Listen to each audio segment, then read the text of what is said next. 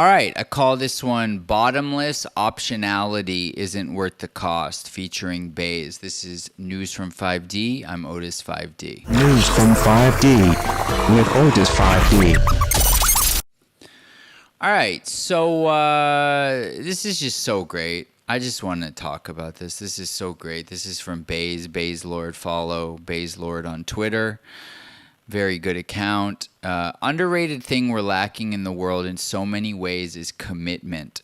Just commit more. Stop defecting. Bottomless optionality isn't worth the cost. You don't need downside protection for everything. You can simply refuse to play inside that game.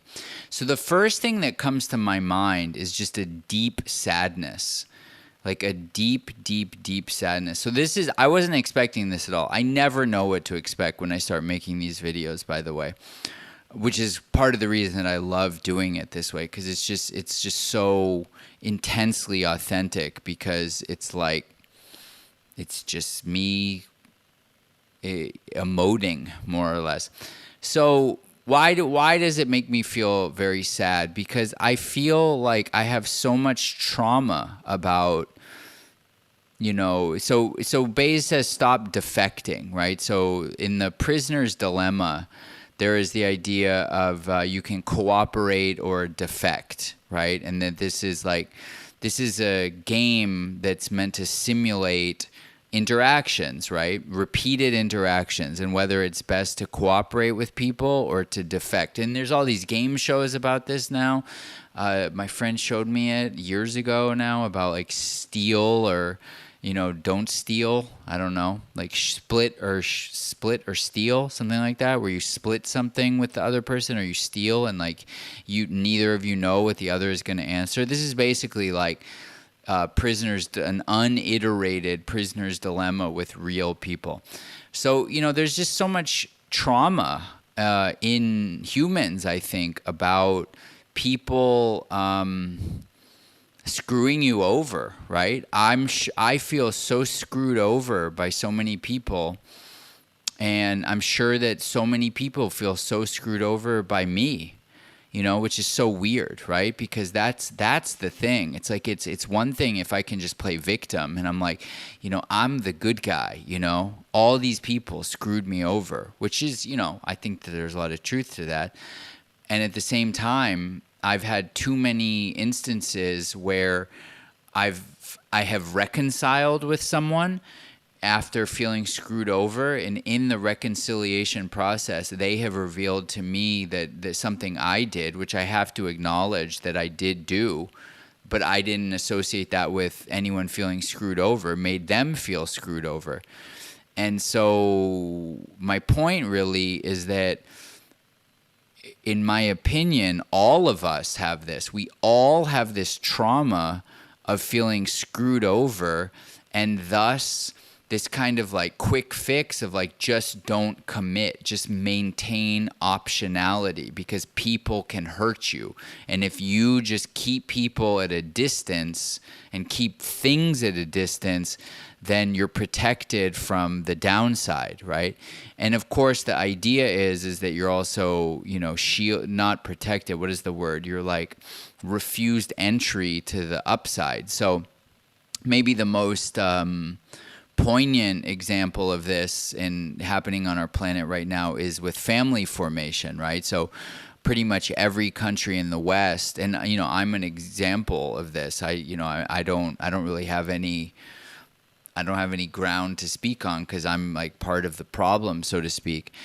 People are not forming families. And there's a lot of theses as to why this is, but I definitely think a huge part of it is people wanting to maintain optionality so that they're protected from the downside of family formation, because so many people know so many people who have on the men's side have been divorced, raped, and on the female side have been like abandoned and have become single mothers. And again, the point really is just that there's trauma all around.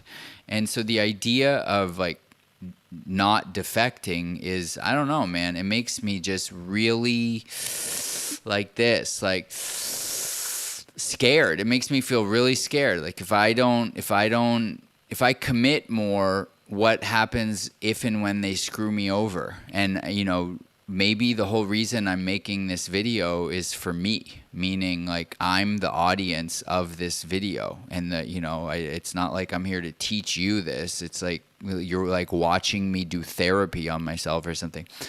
Underrated thing we're lacking in the world in so many ways is commitment. Just commit more. Stop defecting. Bottomless optionality isn't worth the cost. You don't need downside protection for everything. You can simply refuse to play inside that game. Oh, I know why I saved it like this, because it had 111 likes, and I like that. 111. So, what it makes me feel like doing is committing to this. It's like I don't know exactly what I can commit to, and I don't know, man. Is that weak? Because like aren't you supposed to commit to people? But I don't know. No, I'm not going to play a hate on myself like that, because what I'm seeing as this show develops is that things have a natural course. Like it's so weird to me that right now I'm streaming on YouTube like it ain't a thing. I was so sort of like all uncomfortable and anxious and about streaming on YouTube, and now I don't know. Like I guess when I actually look at the fact, I'm like, oh my god, I'm streaming on YouTube. Oh my god, dude. But I don't care. Like fundamentally, I don't care. And like that just happened. I didn't do anything such that happened. It was like enough time passed where I was streaming on other platforms and not YouTube that by the time one day I just was like, dude, I'm bored. I'm bored of like what I'm doing. I need to feel some edge, some expansion. It's like always be edging. You need to be edge maxing. If you know, you know. And so now I'm streaming on YouTube, and it's like it's not that big a deal, but there's still a certain, when I think about it, there's still like a certain but I know that in, I don't know, like 3 months, it's probably more like 3 days, but I'll just like be, conservative and cautious with myself. For sure, within 3 months, I won't care at all. It'll be so second nature that, yeah, I stream to Rumble and YouTube. Yeah, whatever. And I upload to Twitter. It's cool, whatever. No big deal. Like, let's talk about something else. It's so boring. And then there will be a new edge, right? And a new edge and a new edge. So my point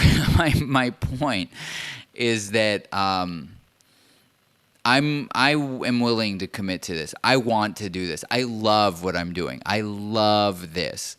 If I know this can have an audience, I know I can have an audience doing this. I feel it in my toes and my nose and my bones and my nuts. I fucking feel it, bro, that I can have an audience doing this. And doing this plus an audience is just like, I love it. I love it so much. I can hardly even put into words. So I commit to doing this. And my real point is that I know that one day doing this will be so obvious. And the last thing on my mind is the committing to doing this, because of course I do this. This is what I do. And then the next commitment can come, right? Because I believe this. What he's saying, it reeks of truth to me, right? Bottomless optionality isn't worth the cost. It's like, God, it is so scary to me, though, when it involves other people. The idea that I'm going to invest in other people and not have downside protection and I'm going to be hurt is so painful to me. This is like like I'm realizing this right now, and I'm just so scared, and I don't know. I don't have really an answer for that, but I if I'm honest, that's the truth, and I think all I can do for now is become aware of that, and I think that the making of this video is sort of like Like, I didn't know that about myself. I didn't know how deathly afraid I was of not having downside protection for everything, especially when it involves other people. And at the same time, I understand, like, logically, that if I really believe in something and I commit to that thing and then that thing screws me over, it actually, like, I understand that it's a super big deal, but at the same time, it's not that big a deal, because it's like another thing will come along. It's like you only need to not, like, if you successfully commit to like 8 things in your life, you're like legendary. If you successfully, and they like 8 things that don't screw you over, if you commit successfully to like 3 things in your life that don't screw you over, that's an incredibly well-lived life. That's such a robust life. And I don't know. It feels like it's a small price to pay to try. But you know, it hurts. I mean, again, I know that, like, I'm just describing the human condition. You're watching someone experience the human condition in real time. So that's what I can do, is like one step at a time. I commit to this. And I understand that there's an opportunity cost. I see Elon launching rockets, and I'm like, a live stream, bro? That's what you got in you? All those big brains you claim to have, and you got a live stream in you? All right. But I don't know. I love it. I love it so much. And what more can you ask for, really, than loving it so much?